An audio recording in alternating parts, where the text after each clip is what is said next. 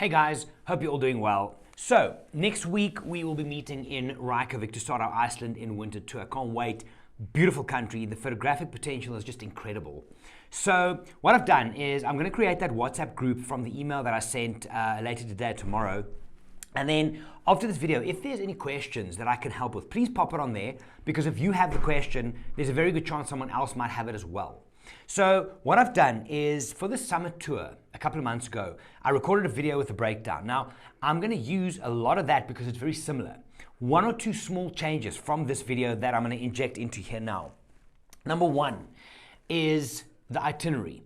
We are going to start on the first night, right? On the 6th, we meet at dinner where we start the trip. We meet Chris, our guide, great guy, great photographer as well. And at that stage, we'll brief for the entire trip, right? From then on, you can watch the rest of the video here. Day by day we go. It's expedition style. We jump on and off as necessary. And then on the last night, on I think it's the 12th, yeah? On the 12th, we meet again for dinner, and that's where the trip stops. We'll see each other the next morning probably for breakfast, depending on flight times. But then on the 13th, fly home, and we go from there. The only other change from the video that I'm about to put in here for you, photographic equipment, you won't need the big lens. So in summer, there's the potential for puffins, right? This time of year, landscapes, only landscapes. My biggest lens I'm taking for this trip now is a 300. I've got an 80 to 300 2.8. It's Olympus, so it's not too big. It's nice and small, but wide angles is what you need. Also, the filters. I use Nisi, but Lee, any of those where you can have the graduated filters in front of the lens, very, very highly recommended to get the slow shutter movement. And then the tripod, please make sure that your tripod is working.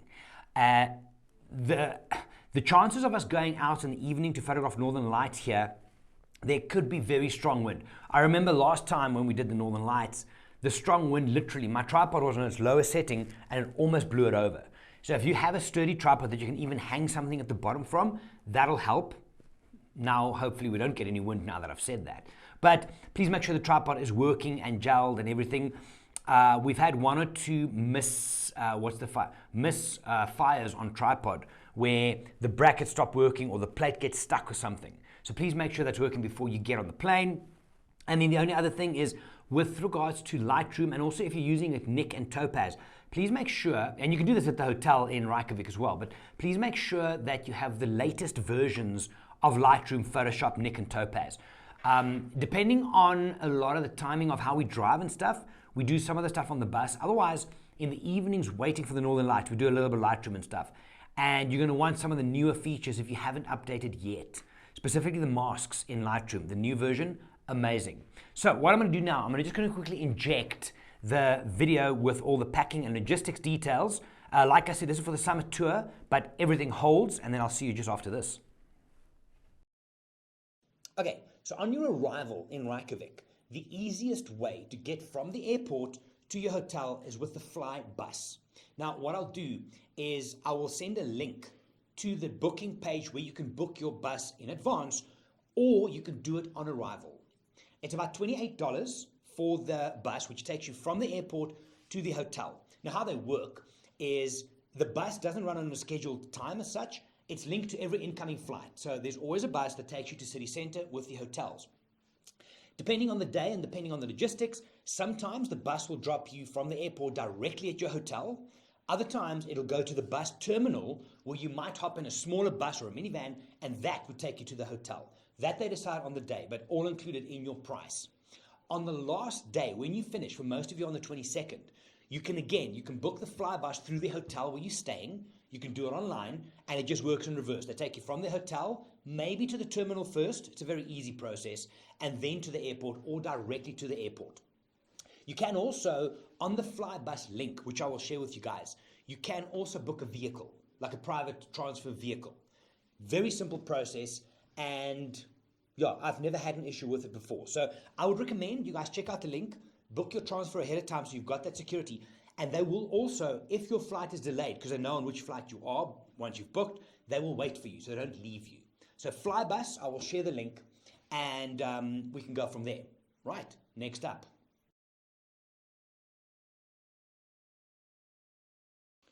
So the logistics of the trip. Now, once we kick off after dinner, right, the next morning we will start off on our road trip around the southern coast of Iceland.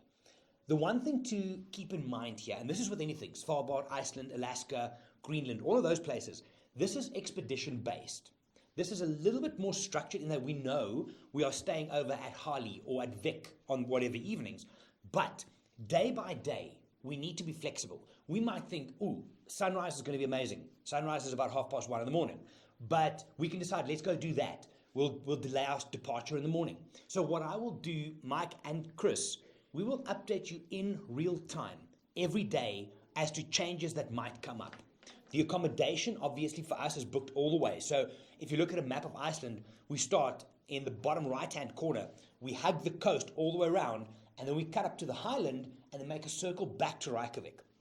The accommodation is booked, but from an activities point of view, we will keep you updated. Easy as that. Now, the bus itself, it's a big Mercedes Sprinter, loads of space, and once we get settled in, everybody will kind of have their space. It's a 2x1 configuration, so once you've settled in, you have space to leave your camera gear.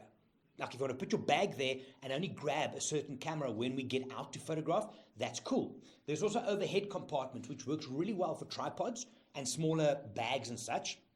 But once we get settled in, that's it. It's a super easy process then.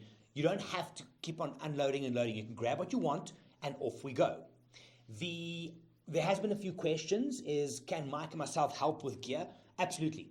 There's never a point on this tour where you're really going to carry your whole camera bag. But we will always be on hand to help you offload, load onto the bus, and so on and so forth. If there's ever a bigger hike that we'll do, we'll brief you in advance. You'll know exactly where we're going, what to look for, and what gear to take. Now, the focus for this tour is Iceland in summer. That means amazing skies, interesting sunsets and sunrises, which there's very little of it, but it makes for very soft light, waterfalls, beaches, diamond beaches, and so on and so forth. We will, as we go on, as we progress, again, this is where the expedition mindset of flexibility comes in. We will advise, okay, this is where we're going to go. We're going to spend 2 hours here. If we need more time and accommodation options allow, we can spend more time. But again, we will liaise this to you in real time. I'll talk about camera equipment at the end of this video. But for now, I would suggest, if you haven't yet, go and Google Iceland in summer waterfalls. Get some ideas. Get some composition ideas and so on and so forth. The wildlife element of this trip, there are horses around. Icelandic horses, beautiful things. They are super relaxed. So if we find them, even on the side of the road when we're driving, we can stop, pull over, and try and get some images of them. There's 1 or 2 scenes, landscapes, which if there are horses, it's absolutely golden. But that's luck of the draw, like anything in safari. Icelandic sheep, sounds weird, but they actually are quite photographic as well. And those as well. If we see them on the side, we can stop and go from there. The puffins. Now, puffins in Iceland in summer is a thing. There's different areas where they breed, right? Sometimes on the north coast, otherwise down in the south, close to Vic, they do breed there as well. If we do find them, and this is the same, if we go to Mala Mala, we should see a leopard, but we might not. This is nature. So the puffins area where we more than likely will find them, more than likely. They've got a walkway up on the hill with these grassy rolling plains on the side, little grassy hills. The puffins nest in there. Now, you are almost guaranteed to see a puffin, but sometimes it's this big, bullet through the sky. If we are lucky enough for them to land close by, because they don't allow you to walk off the pathway area, it's got a little rope around it. Because it's breeding, you might step on a nest. They could land right next to us, right? But it's not something that I would ever guarantee or bargain on. We hope for the best, and we can shoot what we see. One of the fun exercises we did one year is we tried to photograph them, listen to this, with a 24-70 as they came into land. Interesting exercise, and we got some pretty decent stuff. So again, I'll talk more about photography gear at the end, but with mostly the focus being on landscape, you're probably looking at the shorter lenses, but we'll talk about that when we get to photography gear. All right.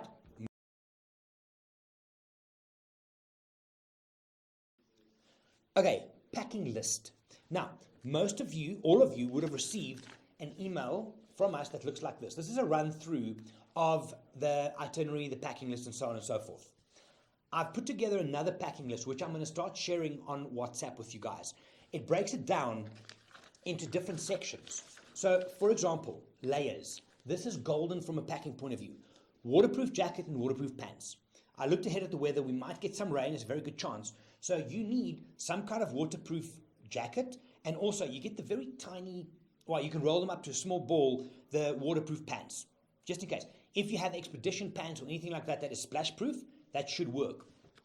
A puffy or a down jacket, something just on your body to keep you warm, right? Insulated layers, a fleece, something like this. A fleece which you can keep on your body. You would then layer your puffy jacket over that, and if necessary, your rain jacket over that.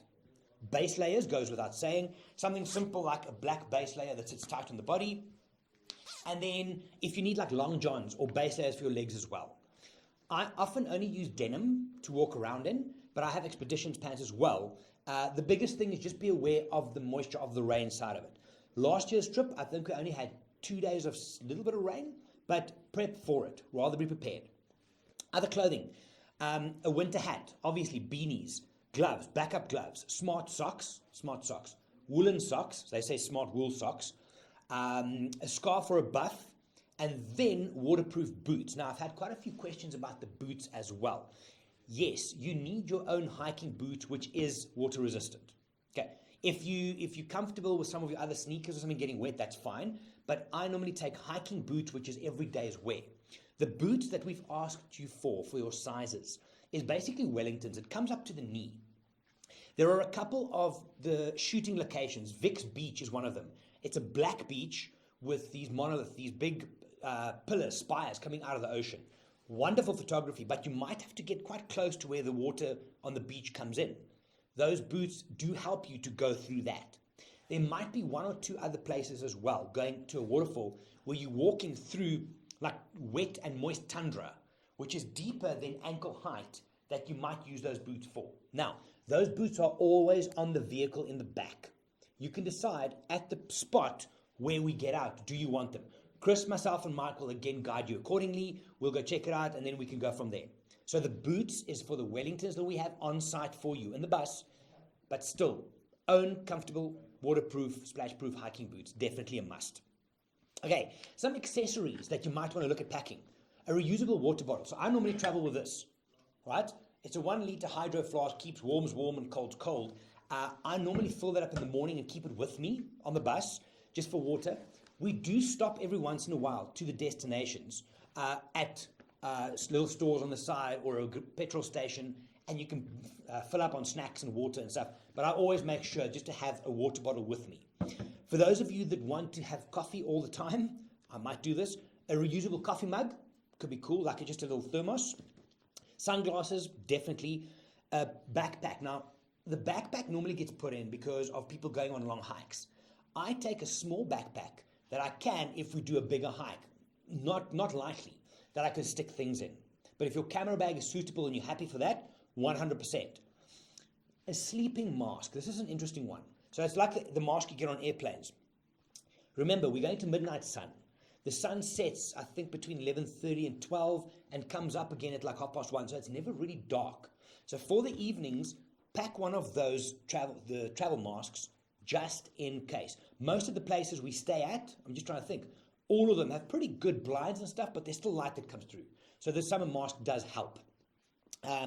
Electronics, cell phone charger, camera charger, European travel adapter. We're not shooting Northern Lights, so we don't have to worry about that. And then hand warmers and lip balm. It's funny, even in the cold weather and you're in the sun, lips do take a beating, so make sure you pack lip balm as well. So I'll be sending you this as well on WhatsApp, but that combined with the one that Candice has already sent should get you all the way. But if you have questions, let me know and I'll be glad to help. Let's look at camera gear.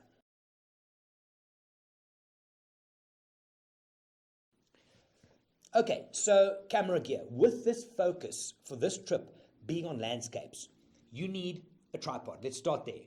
A sturdy tripod that you can put down. If there is wind, which sometimes in Iceland can happen, more so in winter, but in summer you do get it, if you can hang something from the bottom to anchor it down, that's great. I would, just from previous experience with some clients, make sure the tripod is working, it's oiled, all the pieces are there. Make sure you have the shoe that fits onto the camera in there as well. I've had many people arrive and they forgot it at home. That's important. from a camera point of view, I would recommend 2 camera bodies, whether you're shooting DSLR or mirrorless. 2, you're going to have your main weapon as such, onto which I would normally fit my wider angle, whatever I'm shooting. That could be a 16-35, a 14-24. I personally shoot with a 16-50 f4, beautiful landscape lens. You can also go up to a 24-70, depending on the shooting location. So your main weapon. Secondary camera body would, for example, for me, have a 70-200. With that, you can do sniper detail shots of the waterfalls, getting close on one rock protruding with water coming over it. You can do action shots of the water, but we'll get to that in detail. For the puffins and for the wildlife, if you have a lens, for example, 70-200, which you want to add a converter onto, that's probably first prize. I know Sony has, is it a 150-600? Which, if you're happy to carry that, that's great. You will be able to use that 600 on some detail shots as well, especially at Vic, where you're shooting into the ocean and the rocks on the distance. So it can work. I wouldn't, for this particular trip, I wouldn't look at any primes like the 4, 5, 600s. It's a lot to carry for something that is not guaranteed, or I want to say likely, but it isn't likely. So it's not guaranteed. So I would do a lens that you could reach. My biggest lens that I'm taking is a 300 2.8. It's Olympus, so it's nice and small, plus a converter. So my maximum reach for this trip is going to be about 420, if that helps. Other things, filters. I know most of you have got filters, which you screw on the front and you drop the sliders in. That's great. If you haven't yet, please play with it at home. Just open it up, put it in and out, let it try. And then, most importantly now, when we shoot waterfalls and there's any kind of spray, the filters get drops on them. I've had people who had incredible images, but there's water droplets everywhere in the frame, like dust spots, but water spots, right?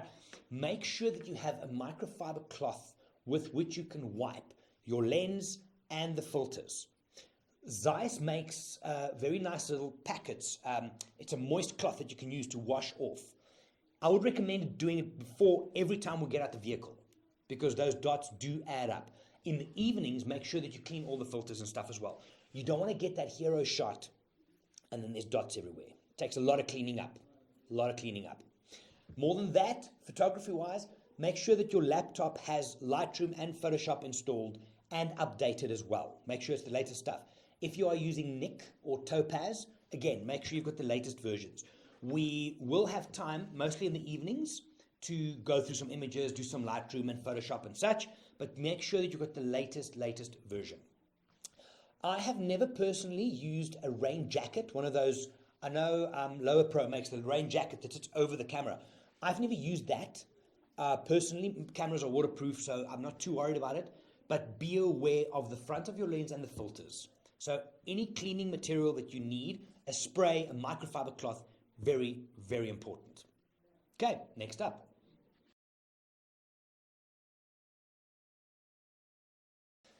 So what I would like to do is I'm going to create a WhatsApp group for this tour. Myself, Michael, Candace from the Wildlife Office, and then all of you guys. It's very handy in these last week or so heading up to the trip to ask questions on there and for us to drop the information on there. For example, I'm going to share that packing list with you guys on there, the link to the fly bus and so on and so forth.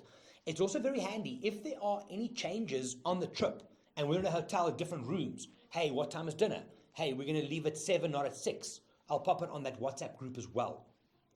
I've been doing the WhatsApp groups for all the tours I've been hosting for the last while, and it's really handy as well after the trip. My Svalbard trip I just finished now. The people are sharing images. I might find an image of you in Iceland, and I'll put that on there, for example. It's a great way to share and just kind of build the experience up. So once you see this video, please just send me a WhatsApp and say to me, yes, please add me to the group. I'll add you in there and we can go from there. Guys, I think that's about it for now. That should help you with the basic packing, kind of expectation and so on.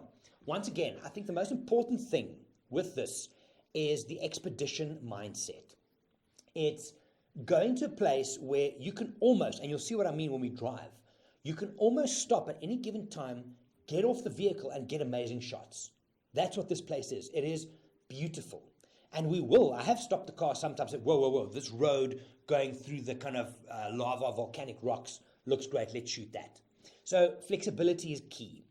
The only last thing I can think of is when we're on the bus, there are times when we drive for an hour, 2 hours, there's chat, this, that. Bring earphones or a book, Kindle, whatever the case is. In between shooting locations, we might drive. I think the longest drive we ever do at one stage might be like 2.5, 3 hours. That's max when we go up to the highlands. Otherwise, it's drive and stop in between. And it's very likely that earphones and a Kindle or something will come in handy. Okay, so there you go. Now, if you have any questions after that, please get in touch. I will have the WhatsApp up now before I upload this video, or on email, let me know. I think WhatsApp is the easiest because, like I said, when we're out in the field and we go in the evenings, right, with sunset and sunrise being kind of late in this particular trip, there might be an instance where we message and say, hey, let's meet half an hour later or earlier. So the WhatsApp's a great place to ask questions and for logistics. And the other thing that's also great there is to share pictures of the trip in real time of other people. So if I take pictures of you guys in the field photographing, we'll stick it on the WhatsApp group so that you have that as well. Anyway, I can't wait to meet you all again and to see you in Iceland. I am leaving South Africa on Thursday evening this week. I'll be in Chicago for 3 nights. I will be online and WhatsApp the whole time, just for a couple of presentations, and then I'll fly to Reykjavik. I get to Reykjavik midday, right about 1 o'clock, I think, on the 6th. I'll be then at the hotel just to drop my stuff. Then I'm going to walk the streets of Reykjavik for a bit. But drop me a WhatsApp if you're there. Let's meet up for a coffee and we can go from there. Look forward to it, guys. Good luck with all the final packing. Good luck with the final prep. If you have any questions, let me know and I'll be glad to help. Look forward to seeing you guys very soon for an amazing Iceland adventure. Take care of yourself. Don't forget to be awesome. My name is Gerry. I'm from Wild Eye. Bye for now.